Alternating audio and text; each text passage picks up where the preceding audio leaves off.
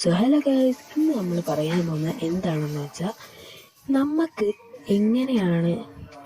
നമുക്ക് ഒരു പുതിയ ഫാമിൽ നിന്നോ അല്ലെങ്കിൽ ഗപ്പീസിന് അസുഖം പിടിക്കുമ്പോഴോ ഈ ബാച്ച് മാറ്റുമ്പോഴോ എങ്ങനെയാണ് നമുക്ക് കല്ലുപ്പ് യൂസ് ചെയ്യാം ഒരു ബക്കറ്റിൽ.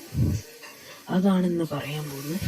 നിങ്ങൾക്ക് വൈകാതെ തന്നെ വീഡിയോസൊക്കെ അപ്ലോഡ് ചെയ്യുന്നതായിരിക്കും. സോ നമുക്ക് നേരെ വീഡിയോയിലോട്ട് പോകും. ഇതേപോലെ ഒരു ബക്കറ്റിൽ വെള്ളം പിടിച്ചേക്കുകയാണ്.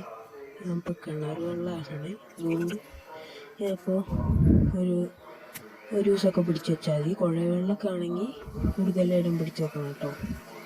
അപ്പോൾ നമുക്ക് 7 ദിവസമൊക്കെ പിടിച്ച് വെക്കണം. അതിലോട്ട് 1.5 ടീസ്പൂൺ കല്ലുപ്പ്, അതിൽ കൂടുതൽ 2 ആയാലും കുഴപ്പമില്ല, പക്ഷെ 3 ആവരുത്. എന്നിട്ട് നല്ലോണം കലക്കുക.